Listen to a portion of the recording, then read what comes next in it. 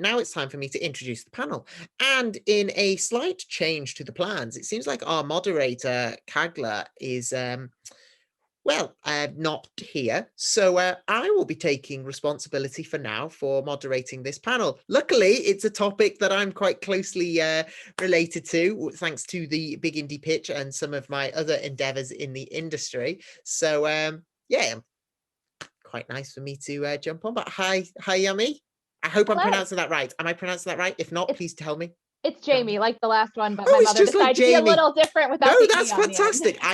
Trust me, I love like traditional names that have different spellings. I think it's super cool.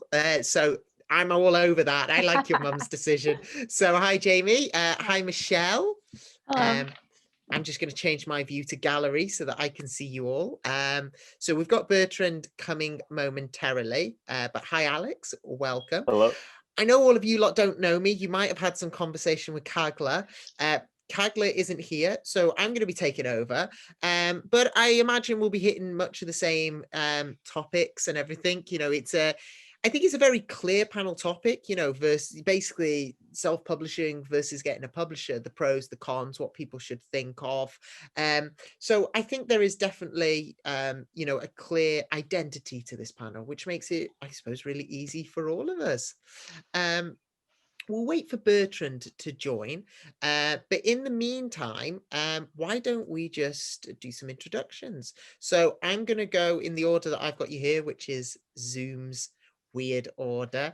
But actually, just before I allow you to introduce yourselves, I think I just want to once more remind our audience that obviously we have closed caption subtitling for those who are hard of hearing or are maybe in a busy space and want to utilize that. But one really cool thing that can be used for panels specifically is we've got live transcript mode. So if you turn on the live transcript on your right hand bar, you'll be able to see who's saying what and when. So you'll even be able to discern, you know, what person is speaking at any given time and go back through the panel and conversation. So definitely make use of that if it's useful to you. So yeah, Jami, let's start with you. Tell us a bit about yourself. I'm Jami Wardman. I've been in the game industry for 9 years now. I'm an avid gamer on my own time, so it's kind of fun for me to work in a space where I also have downtime and want to continue in the space. And I'm currently at Lab Cave. I'm the head of business there. And Lab Cave is a mobile on Google Play and iOS publisher, as well as developer. And we are also a service provider specializing in App Store optimization. Really fun company, and all based in Madrid in Spain. So yeah, fantastic. And Michelle, do you want to introduce yourself next? Hi, I'm Michelle Brandstetter. I've been in games probably since I was about 16 as a tester long ago. And now I'm at Freedom Games, director of business. And we're looking at publishing games all over the board. We have about 15 games that are signed and just excited to bring them out. I'm based out of San Francisco. So yeah. Fantastic. Well, yeah, and it must be very early for you. So it's coffee time over here. Yeah. I just realized that. Thank you for being here at such an early time. Where are you based, Jami? I'm in Madrid. You're in Madrid. I'm only an hour forward. She has a much more aggressive. Yeah, I love this event. So bad. Yeah, I love this event. I don't mind. Well, thank you so much. And Alex, tell us a bit about yourself and I suppose where you're based as well. We might as well get everyone's time zones down. Yeah, I'm with Graffiti Games. We're an indie publisher. I've been around for a few years. I focus on the marketing and business development for the studio. And we focus on the PC console market, and I'm based on the West Coast as well. So it's early for you as well. Early day. It's fine. I have a baby, so I'm used to being up at this hour.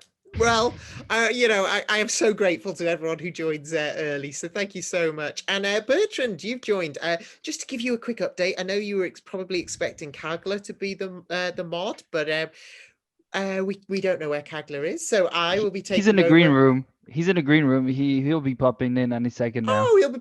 Well, I'll let Caglar take over when he joins. But for now, why don't you introduce yourself to everyone? Me? Yeah, sure. Yeah, I'm you'll Bert. go. Sorry, I don't have a fancy background because No, not my at all. PC hates Zoom, so I'm a Teams guy. So basically, I'm Bertrand, one of the two partners at Games Here Venture Partners. It's a boutique investment fund, and we invest in PC and console games. We didn't raise funds. We simply reinvest proceeds from our 2015 306 million euro exit in the industry or in digital distribution, and virtual currencies. Before cryptos and all of that. We decided to do something else with our lives and finance via project financing PC and console games that we like. So that's us. So very happy to be here today. Fantastic. And where are you coming from? Where are you based? I'm in Geneva, Switzerland. So not so bad on the time zone Yeah, then. no. Cheese Oh, land. well, fantastic. Thank you all for being here.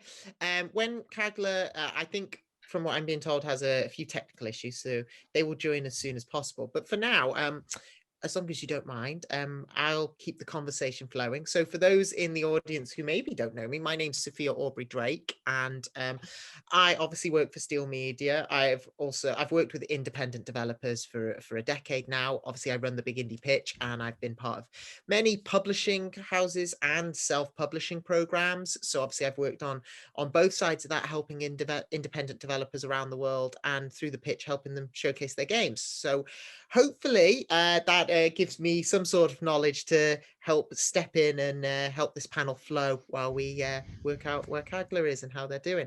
But for now, I think I like to start most panels with a fairly broad question, and then we can start to get into the nitty-gritties of it all. And I suppose the simple question would be, from my side, what do you think really are the key differences or key issues that developers should consider when looking at whether to self-publish their game versus publish their game? Obviously, that's a massive question, but if there were some key points that instantly jump to your mind, if a developer asked you that question at a show, what advice would you give to them? And I'm going to pick Michelle at random here just to open with. Michelle, if someone asked you that question, basically what should I be considering when looking at self-publishing versus going with a publisher, what comes to your mind to sort of say to them? What would your advice be? I would say a lot of it that we provide really is support, because it's kind of scary to release your own game and send it out into the world after you've worked on it for so long. So we provide support, marketing, and then just kind of a best practices and know-how to help get them through the whole process of actually bringing the game out and making it successful. So hopefully they can make that second version. Yeah, exactly. I think that is a really, really key point, is that it's not just scary, but from my experience as well, a lot of developers are absolutely amazing at making the games. But it's all the rest of the stuff that they might need the assistance with. And not just that, it might not even be assistance from a knowledge point of view. It might be assistance from a staffing point of view. If I just go in a sort of X cross on my thing, Alex, do you have anything that you would add to that from your side, in terms of what developers can really gain from a publisher versus self-publishing? Yeah, what Michelle was saying in terms of marketing, I think that's a big issue. For me, it comes down to time and money. So if you have the time to invest into contacting media influencers, if you have time for QA, time for porting, localization, and the money for those services. So if you can't afford to localize into multiple languages, if you can't afford marketing, if you can't afford porting, if you're trying to do it unless you're doing it yourself, I think those are the big issues, and what you need to decide what you can and cannot do. Because when you try to do everything, you're going to do a little bit here, a little bit there, and you're not going to have as much success. I think you're right. I think it's just about being honest with your time. I mean, I think everyone wants to do as much as they possibly can. It's their baby, but you have to sometimes ask for help. But as we can see, we've got Caglar here. So hi, Caglar, how are you? Thank you. Finally, somehow I made it to this. Not a problem at all. Just to give you an update, we've just done some introductions. I helped keep things flowing in your absence. We've just done some introductions, and we were just talking about the basics of if a developer asked, should I self-publish or should I go with a publisher? What quick advice would you give them?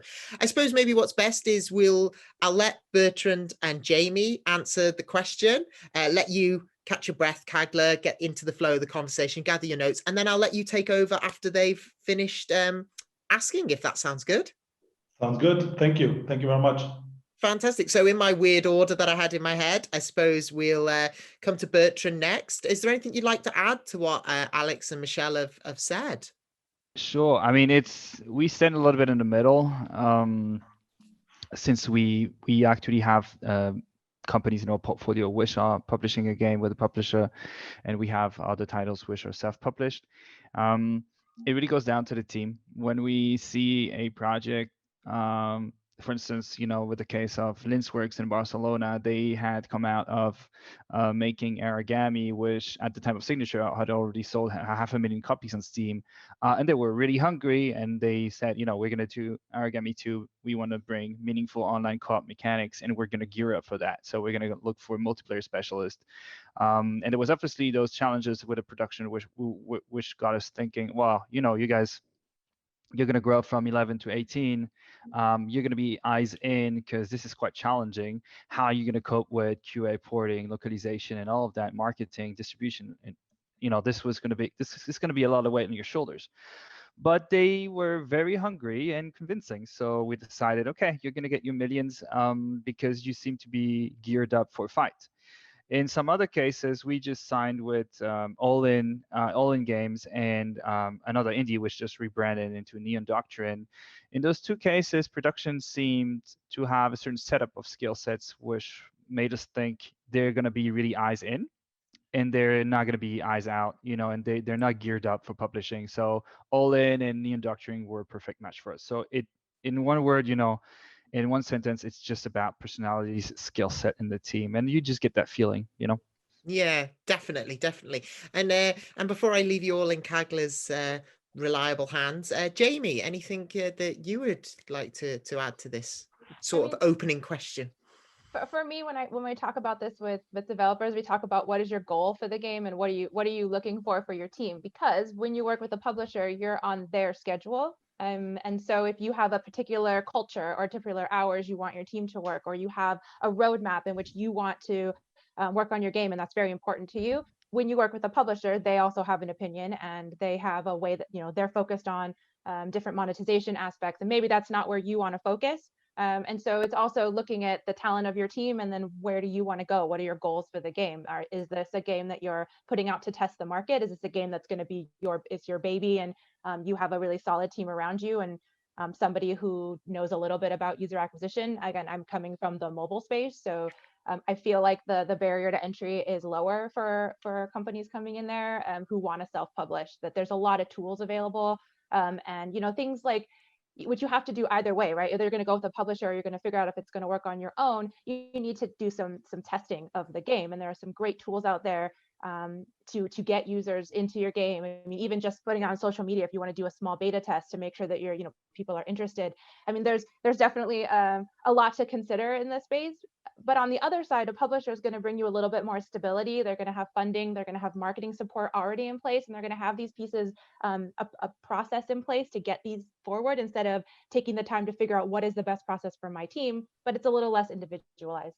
Yeah, definitely. I think that's this really great advice and sums things up quite nicely. But at this point, from me, I would like to say just thank you for having me as a part of this panel, albeit very briefly. I would like to remind everyone before I drift into the background, please throw your questions into the Q&A for Caglar and for Alex and Jami and Bertrand and Alex. And I'm sure Caglar, either you or myself, can help go through those questions at the end. But for now, I'm going to leave you in the capable hands of Caglar. I'll let you introduce yourself, and then I'll let you take over the panel and do what you do best. So thank you, everyone, and I will see you all shortly, but I will be very happily watching in the background. Thank you. Thank you very much, Sophia. So guys, sorry for it took a while until I set it up and the computer, etc. So to myself, I'm Charlotte. I'm with Goodgame Studios. Some of you know me, Jami. We met already in the past a few times, and I'm leading BD department. And since almost a year, I'm with Goodgame almost 9 years, and since a year, we are not only looking into publishing our own titles, we also look into publishing external titles. And I think This is very exciting times for us because we never did that in the past. And we see, for instance, that the landscape of publishing is also changing, especially in the mobile space, because, you know, in the past it was the publisher took care of everything. Nowadays it's splitting like very, very granular. Like there are companies helping you only with UA. There are companies helping you spend your own budget. So it's also kind of publishing without them spending any dollars on scaling your games. And nowadays we also see that in the publishing space, also of course, you also need to be profitable, especially when you have like heavily ad-driven or marketing-driven games. So the CPIs are going higher, and you still have the 30% what you need to give away to Apple and Google and all these guys. So I would like to, I mean, especially the ones from of you who are in the mobile space, did you see any changes also within your business model? Like, yeah, that would be very interesting to see if something changed there. Jami, if you like to. Yeah, in terms of our business model, it hasn't really changed that much. It depends on obviously what the developer needs and what they want from a publisher. Something that has changed for us in the last, I would say, year and a half is before we take a game in, we now do a small UA test on our own. So it's not just, you know, we play through the game, we make sure that it's right for our audience. You know, I have a testing team behind me who helps me as well. We kind of have a whole process we go through in order to assess the game. And then we look at metrics. But then if we all decide this is a game that we want to get behind, the new thing for us is that we're going to run a small campaign. And if it ends up being that game isn't going to give us the numbers and the retention that we want, then we say, you know, thank you for your time. And that's something that's on us that we spend. And what we have found is that small spend ahead of time has saved us in the future for games that potentially weren't going to be a right fit for us, but hit all those pieces where we're like, oh, this is going to be great, but then the numbers weren't quite there. But on the other side, it also tells us, okay, this is very close, and we have a really solid monetization team that can make just a few tweaks, and this game is going to be fantastic. So it's fresh data for us that helps us with being able to look at the market right now and say, okay, this is where we're at, and this is where we want to be. Is this a project we want to put our whole team behind? And being again that we're small, we're only about 29 people, and so it's, you know, has to be that we all want to get behind the game and move it forward. Mm-hmm. Anything for you guys? You are not in the mobile space, Bertrand. Did something change for you in the last 12, 18 months, or is everything like it was in the past? I think a lot of change in the last 12 months, to be honest. So we've witnessed the evolution of game distribution since 2005, but we've been financing games since 2019 only. So we signed one game in 2019, and then everything closed down, and it went through a pandemic. One of the things that changed the most for us, or that we're most worried about, is probably the quality production of indie productions due to the pandemic, especially you know, how it influences Q&A and playtests. Because frankly speaking, when you're at the end of a production, it's quite nerve-wracking to have, you know, hundreds of people play your game and say, well, I don't like this, or I don't like that, or, you know, physics are still not working properly and whatnot. So we can't see our teams. I can't go to Montreal. I can't go to Barcelona as much as I would like to. I haven't gone at all. So some of our productions are you know, nearing the silver master. You know, not a gold yet, but a silver. So there's a lot of QA going on, a lot of playtest. And definitely, I miss the fact that I can't meet with my team and say, you know, how you guys feel about this. We have also pretty deep problematics of some games signing game passes, Microsoft having extremely high requirements as far as, you know, cross-platform. It's quite hard to get it working, even just between PC and Xbox. So then again, you know, you throw a PS in it, you throw a Switch in it, it becomes like a maze. And I cannot have this babysitter approach with my teams where I'm like, you know, how you guys feel about this? Do you guys feel crap? Just you guys are stressed out? Talk to me. We go have a beer. You can insult, you know, whoever you like in the industry if you're not happy. But I miss that because those are projects that cost millions, and those are young teams, and I kind of have the feeling that I need to, as investor, as a boutique fund, I kind of like try to protect them. I went through, driving a scalable business, listing this business on the stock exchange. I know things can be stressful, so definitely everything changed because I can be close to my teams, and I am afraid this will affect the quality of productions. And does this lead to the fact that you sign less and more cautious about the teams? So you do a deeper due diligence on the teams now because you can't be so close to them? And you sign less deals because you need more professional teams because due to this fact? Yeah, I don't know. It's a very good question, but I'm not sure about that due diligence are deeper now. I would say that I'm definitely having a deeper meditation about the USP of a title before signing. I had the chance to sign a game with Neon Doctrine last month, where I was absolutely mind blown by the prototype. So even though I could not meet with the team, the quality of production of what was provided at this stage was so mind blowing that I signed my eyes closed. But I'm definitely having other titles right now, especially games with lower production quality on the prototype, aiming with, co-op or whatnot. They also aim at multi-platform, and you're like, you don't have any leads for your team. You want to do this. It's challenging. It's going to be a full COVID production. I'm more scared than before because again, I can't have a beer with someone. It sounds stupid, but you don't take a decision for a production of €3 million over a contract.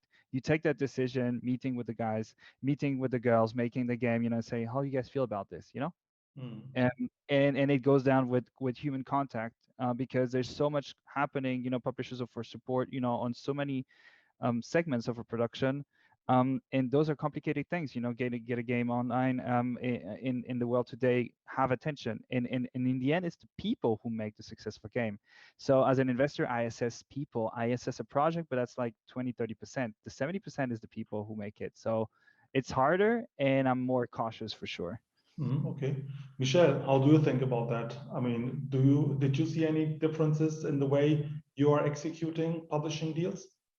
I'd say a concern with us too, or something that we're aware of, is definitely team fatigue. Everybody's at home by themselves a lot, working in the front of their computer more times in the day than they maybe should. In terms of signing less games, we're kind of a newer publisher, so we're kind of signing a lot of games, but moving forward, we are using a lot of performance marketing to test and see what we think would be viable in the market. Granted, there's more downloads and more players playing games than ever, but yeah, we're doing some other testing now to see going forward what other games we might sign, because we have quite a robust calendar going forward, and I'm really quite excited about it. And yeah, we're doing the multi-platform thing, and it's hard when you can't meet them in person. I actually take great pride in meeting each one of our teams in person and getting to know them and letting them know, what they're representing and basically how we work, and basically putting their trust in us over the internet. It's kind of strange. So it'd be great when we can actually see everybody in person, and I really miss that as well. Yeah, true. Alex? Yeah, I mean, I've noticed for a couple of years now that there's been an influx of people, instead of self-publishing, looking for a publisher, just because of how many games are releasing every year.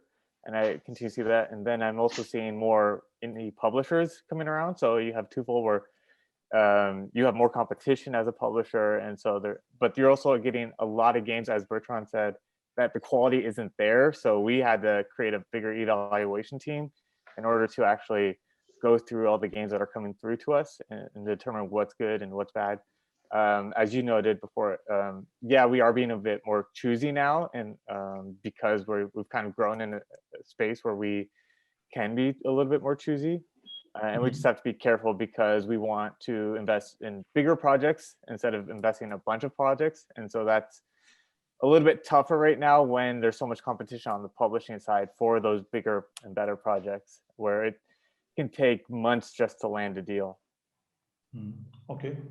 Yeah, we here at Goodgame, when we do publishing, so we kind of call this whole boutique approach. So We, for instance, Jamie, you just mentioned a UA test. I think that's something in the mobile space very common.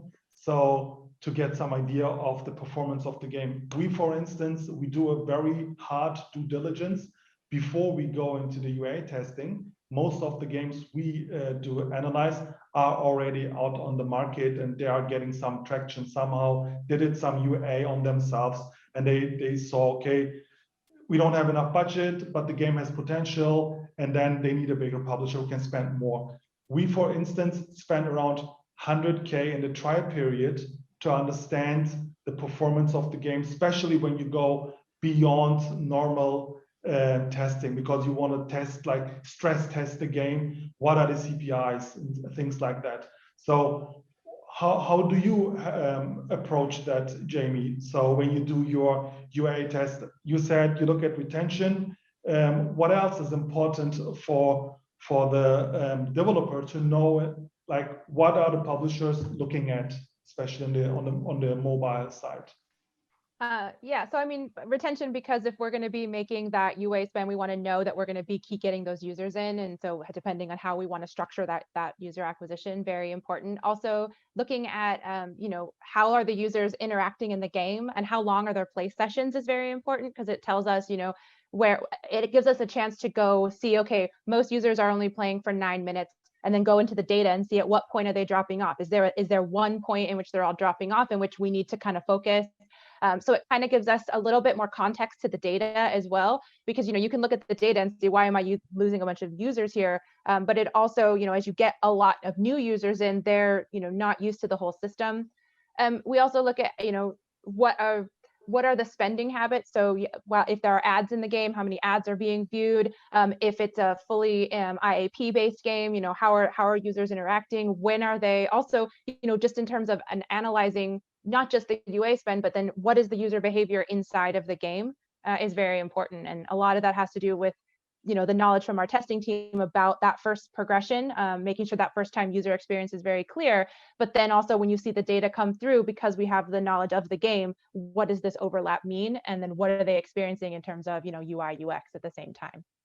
Okay, Jamie, anything, Michelle, anything you can add on Jamie's ideas? I can speak more what we look for on the PC console side, and it's a lot of wish lists, marketing, how their socials are looking, how interactive everybody online is, and kind of what other reviews they've had. And what other people have said about them really too is kind of, we do a full sweep of the internet of every game we look at, but wish lists are a huge thing for us. Okay, I see. Yeah. And are you guys looking for full, ready to launch, like global launch ready titles, or can it be an MVP? Bertrand, you just said that you saw the MVP and said, okay, I just signed my eyes closed. So, or are you more looking for games what are really ready for global launch? What approach do you have, Bertrand? So we're looking, yeah, go for it. Oh, sorry. No, sorry, Michelle. No, I was just saying we're looking for things at all levels. Mine wasn't super long, but yeah. Okay. Yeah. So it's actually not an MVP. It was a prototype. It was basically just really just something early on, but it had custom made art, very well animated. It had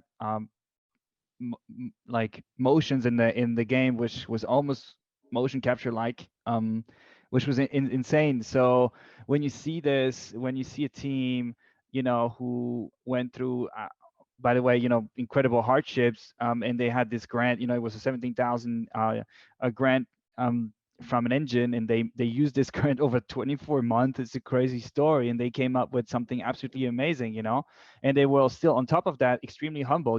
Again, going back to the team, they were super humble and said, oh, we're inspired by Studio Ghibli, and we like games like Journey and Sky, and this is our approach to it. And they're like, oh, and by the way, this is the prototype we made to showcase it to you.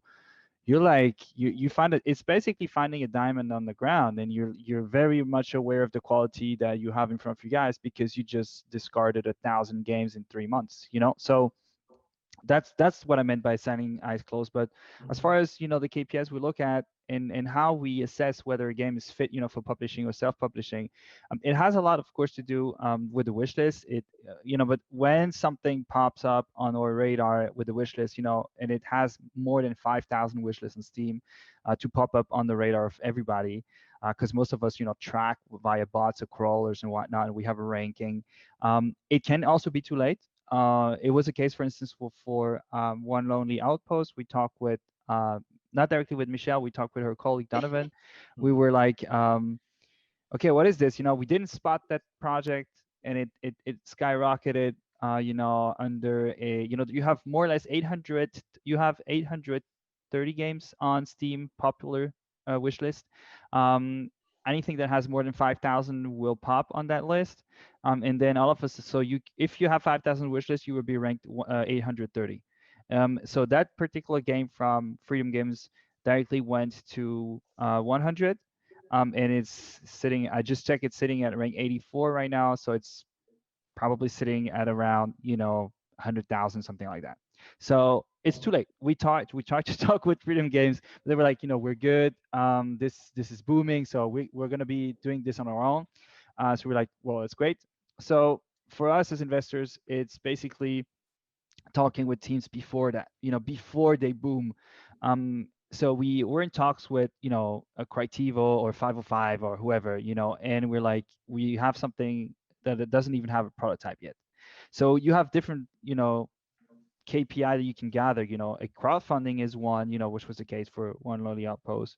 And then also you can talk with influencers and gather views on YouTube. It can skyrocket. We had a project that had in 30 days more than 10 million views on YouTube.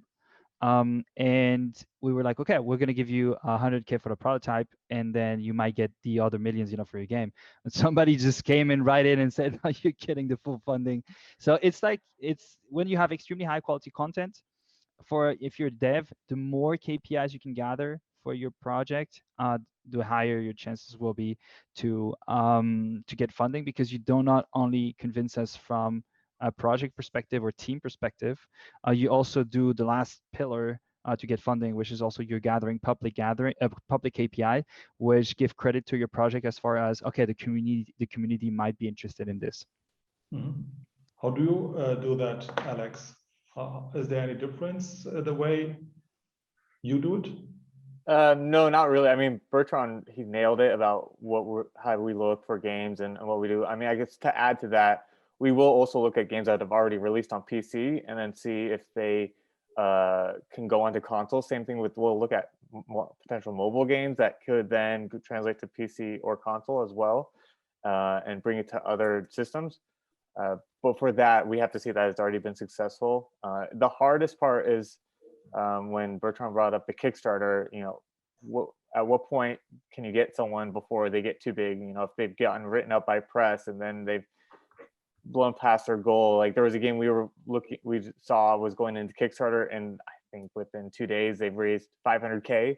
And so it's like that's a team that's probably then going to self-publish because they've already raised these funds. But that's to determine, they have to determine then, do they have the distribution? Do they have the other services that they can do this on their own? And that's the tough thing. For us, we're looking for any types of games, any level.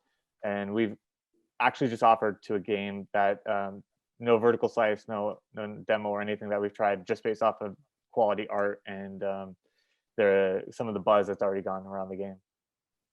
Okay. You just said mobile to PC. Do you see there kind of like is this becoming more and more kind of a business model? If you have like an amazing game on PC, like a brand, a lot of people played it and downloads and wish lists, etc., to talk to the developers, say, okay, guys, let's sit together and let's make a mobile version out of it. Is this something what is becoming interesting for you guys, or not at all? Yeah, definitely for us, we're looking at some of our titles, and we've already talked to mobile publishers that we could potentially partner with to bring some of our games to the mobile sphere. It has to make sense and work, because not all the titles in our portfolio could translate to mobile. And the same thing when we look at a mobile game, to maybe bring it to PC or console, to Switch specifically, we look at that audience, but then we also see, would this translate into a good gaming experience on that system? Because a lot of the mobile games won't translate into a Switch or a PC. And so you have to be really careful and make sure that, first of all, when you play it from mobile, you're like, I could see this on a Switch. And is free to play a big topic for the PC games, or do you focus more on paid titles? We focus on premium titles. Premium. Yeah. Okay. Yeah, premium. Yeah. Yeah. Premium. So I think that could be the biggest challenge, right? I mean, to translate a PC premium title to a free to play, or what this could be also very interesting part of scaling such a game to the next level. So, but this is not something what's on your plate at the moment. No, it's not. Is that something that you've done or have experience doing? No, but we talked to a few companies. They had some interesting PC premium titles, and with our knowledge in monetizing games, we had some conversation. But at the end of the day, we found it very complicated to turn, especially to turn premium title players having and playing a game what is free to play, because most of these players they think that this is like immediately pay to win title. What's not the case, because a premium free to play title is something what you develop ongoing. So it's I mean, for instance, our most successful title, Empire 4 Kingdoms, which is very successful on mobile, is a game we are developing since, I don't know, 9 years now. So, and we're still adding content to the game, and it's a free to play game. So you can always extend also the content. So, but I think this might be a challenge for the players who know the brand. Yeah. I would think that the difference between the free to play on mobile and getting it on console is there's so many roadblocks you have to get through to release something on console, like lot check and all these other things. And you have to do that every time. Whereas if you release on mobile, it's just kind of almost instant. And I think that might be a barrier in order to make that work better in the space.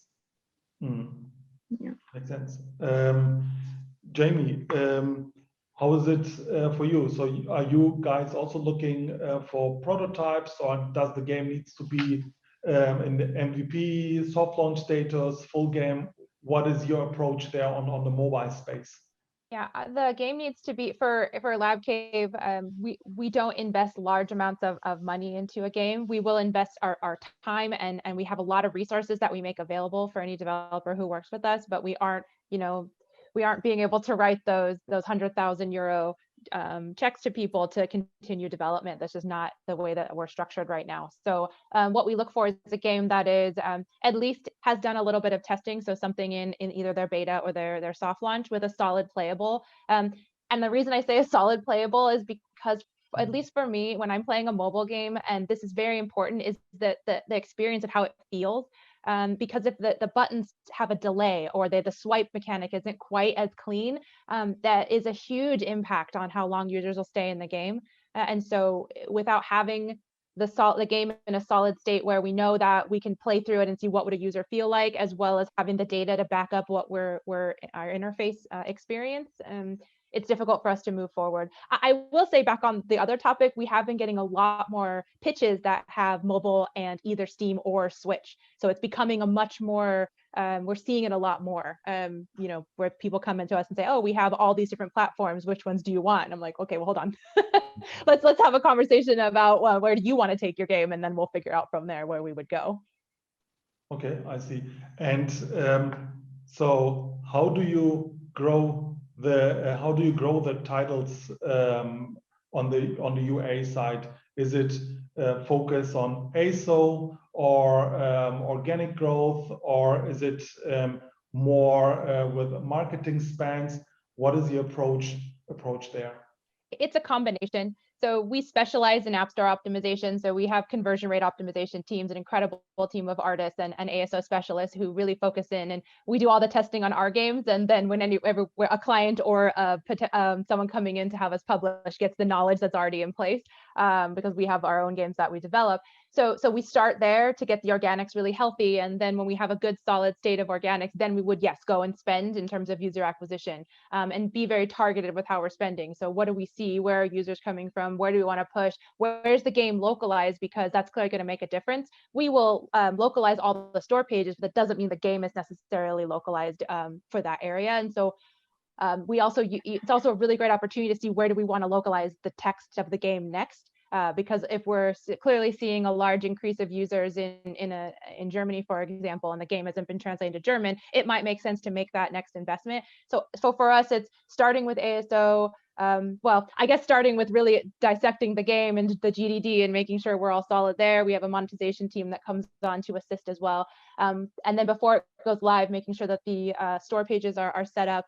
And then when we go through to actually our publishing of the game, then making those UA spends, bringing in users and having that healthy cycle continue forward. And that's worked well for us with our external partners. But, again, as I said at the beginning, it's really dependent upon the goal of both sides, right? I mean, we're having a conversation in the beginning and everyone here has touched on it's really difficult to have that relationship over the internet and about not being able to go and sit down with somebody.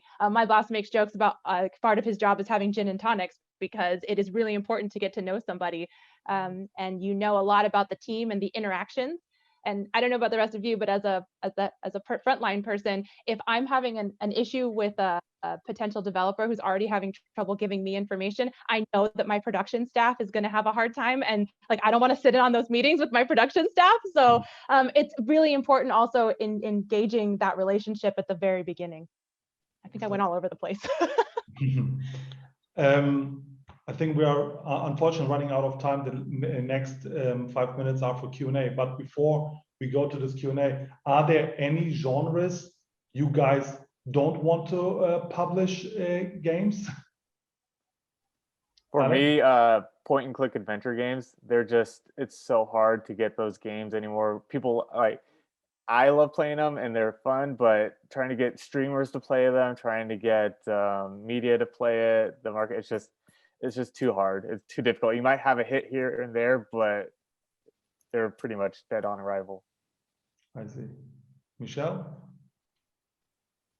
Pretty much in alignment with everybody else, but we are looking at everything, so please feel free to send it over. And hopefully, Bertrand, we could work with you eventually on some point. So that would be cool. Sure. I'll add you on LinkedIn after this or in Discord. Honestly, I would say we look at everything and everyone, but we have a hard time with MMOs, MOBAs, and RTSs because those segments are extremely cutthroat, and you need a lot of money, and you need a killer team. And we considered people who were going out of Blizzard, and said, oh, we're going to make an RTS. People coming out of Activision saying, oh, we're going to, or people coming out of Daybreak, and saying we're going to make an MMO. It's so hard. Amazon just announced they canceled Lord of the Ring. They have millions and they have the strong IP. They cancel it. They are making new worlds, and while it's great, and they have John Smedley and all those people from the MMO industry. It's extremely challenging to come after this period of time where you had games like World of Warcraft and Ultima Online and Dark Age of Camelot and whatnot. The industry today is simply not producing quality MMOs, or maybe New World will change that. A couple of other titles, Ashes of Creations, whatnot, could, but we're humbly saying those games cost millions and millions of dollars. There's yet to be another success since 2005 and World of Warcraft, or a massive hit. So we'd stay out of this. It's the same for MOBAs. It's the same for RTSs. So we humbly say, guys, we still look at it because we love those games, but they're so dangerous that we get chills just looking at how much the ask is for those games. It's 10, 15 millions, and we're like, oh man, it's too risky. But all the rest, yes, welcome. Please pitch us. Okay, cool. Jami, for you on the mobile side? Honestly, for us, we have not been very interested in the hyper casual space because it's so different from the way that we function currently. It would require a lot more user acquisition, and it's such a quick cycle. We kind of want that relationship a little bit longer to get all the pieces of our team in. It's not that we're anti hyper casual games. It's clearly a huge market right now, but it's not the life cycle of those games and how fast they get picked up and then put down is not something that we're focusing on right now. Okay, yeah, same for us. I mean, the only thing we are not looking into is hyper casual, and everything, also strategy games and MMOs are very interesting for us because we're coming from this space, right? So yeah, cool. Yeah, thank you guys. And yeah, we are now open for Q&A. If anyone has questions, feel free to ask.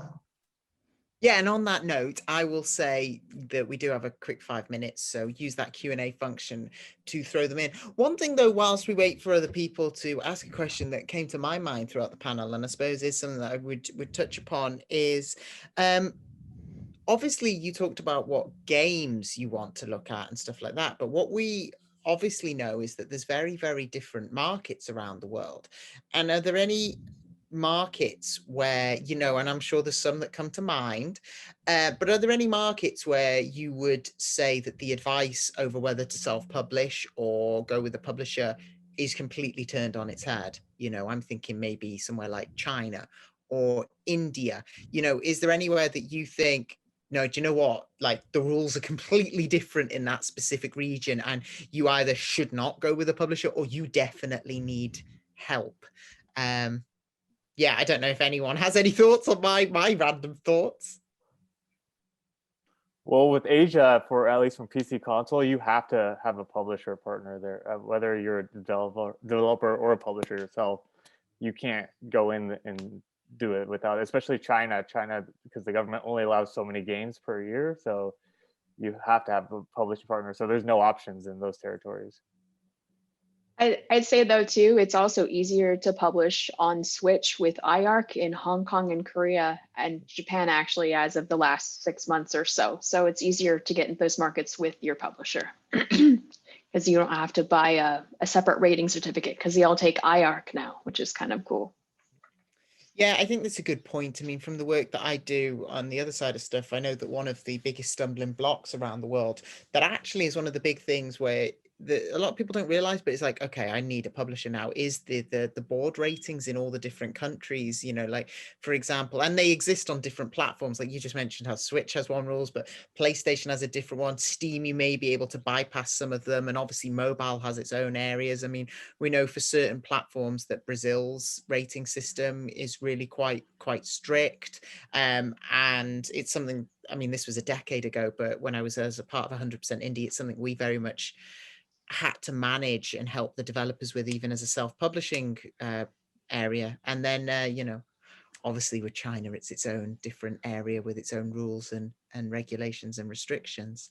So yeah, that was just something that came to my mind. But we do actually have a question that's come in. I don't know, maybe shall I, do you want me to ask it, or have you've got it down there? Yeah, I just thought, what are I will read it. Yes, please do. You're the moderator. I was just asking a question of my own. Let me hand back to you. Thanks. What are the criteria Goodgame is looking for when publishing a third-party game?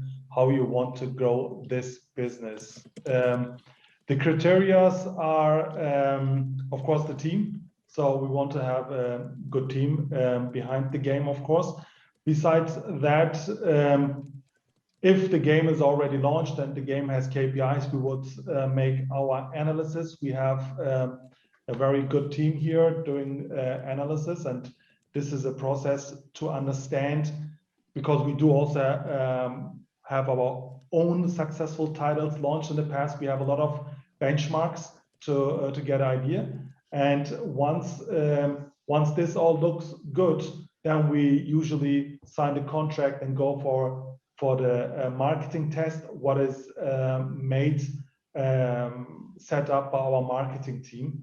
And yeah, the games we are looking for is everything what is not hyper casual, what can actually make revenues on the long term, like our titles. This is what we are looking for. Then here's another question. Would you consider a submission with a very early playable version, but without UA testing? I don't know to who the question is, but if I can answer from my perspective, no. So we are looking for not for early playable version without UA testing. So I don't know how is it for you guys? We're not really. It's too difficult at that point because you don't, like I said earlier, you don't get the feel for the game in the same way with an early playable. It gives you a really good idea of where the game's going to go, and that's very exciting. And if you're looking for feedback, I mean, that's something that I have provided before to teams of this is too early for us, but here's my initial feedback for you, so you take it for what it is. But as a publisher, this is why we wouldn't want to go forward here. But it's for us right now. I know it's unfair for indies because you want to have that buy-in from your publisher, but it's not something that we're set up for right now. Similar to you, Chala. And a question what we already answered: what genres are Lepp Cave going for publishing?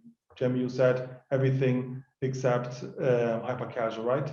Yeah, and I would say, games that require a large amount of community management are also difficult for us with our small team. So, I mean, it's game dependent clearly, but if there's a huge component that will be constant events, we're not structured for that yet. We will be, but we're still putting those pieces in place for now. Okay, cool. I think if there are no questions anymore, then we are. Sorry, I realized I was on mute. No, yeah, thank you all so much. No, thank you. And it's good timing as well. So thank you so much. Thank you. Thank you, guys. Thank you. Have a good day. Thank you. Yeah. Thank you, everyone. Take care. Thank you. Thank you. Have a good day Bye. as well. And thank Bye. you so much.